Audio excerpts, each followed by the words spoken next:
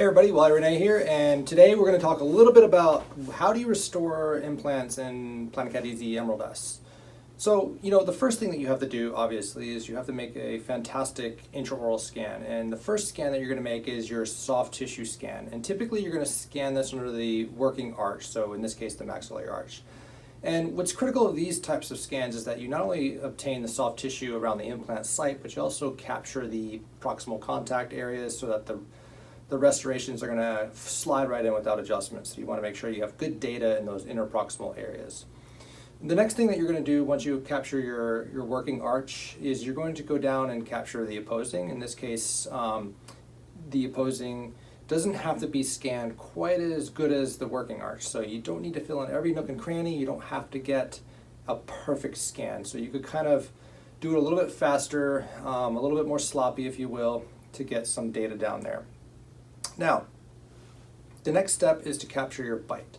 In this instance, I'm doing bilateral bites, and so there's the first bite captured, here's the second bite captured. Sometimes when we capture a second bite, it doesn't quite ghost in.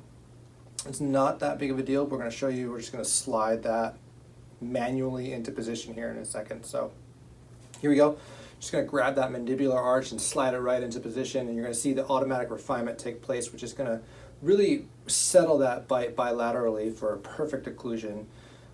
Next, you're going to go down to your scan body tab, and you're going to erase the soft tissue area around the implant site. A little bit more than you might think is necessary to erase, so make your holes big, and you're going to literally just screw in your scan bodies and just focus on scanning those in place. And these happen to be true abutment scan bodies, but you could scan any scan body with this system.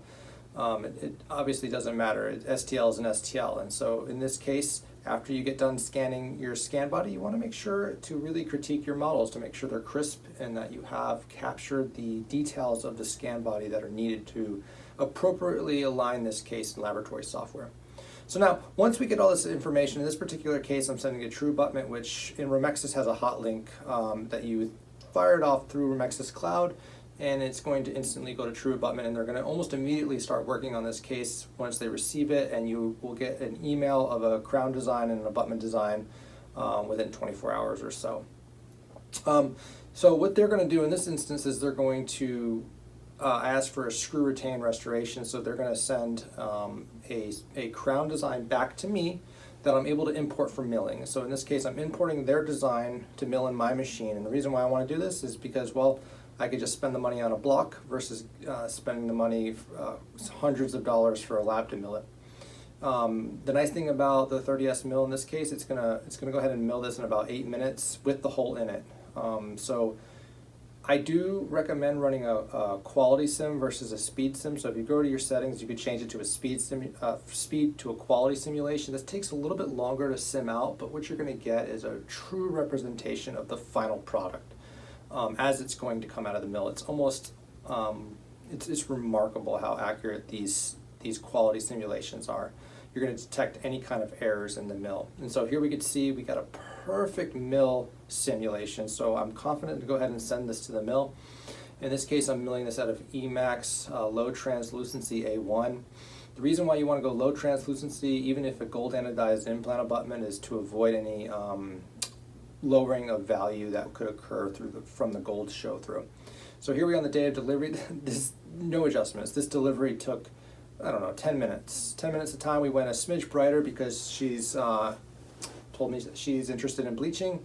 And, I want to be clear though, although I did the true abutment workflow here, Planet is open architecture. So you could send to any milling center, any lab, whether it's Atlantis or Vulcan, or work with whatever implant manufacturer you're used to working with.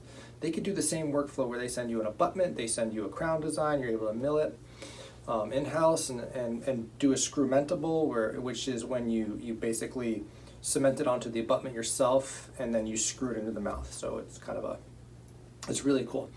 Now, there are other ways in which we could partner with laboratories and mill in-house with Planmeca products. And so the other way that we could do this workflow is essentially, instead of getting a crown design back from the laboratory, we could get a custom abutment file back from the laboratory called a core file. And What this core file does is it essentially is the abutment that the laboratory designed, okay? And then you're able to import that in to Romexis and then mark your margin and design your restoration and send it to the mill, just as if you were designing on, say, a crown prep. There are ways to actually add a screw hole to that in other software, but we don't have time to go into it today. But most of the time we're just doing cement retain when we import a core file anyway. And it's super easy to do. So the margins are crisp and everything is easy when you have a core file. It's very accurate. The other thing that we could do is, if we wanted to do a single visit workflow, we could go ahead and do PlanCAD Premium. PlanCAD Premium is a fantastic software. It's so powerful.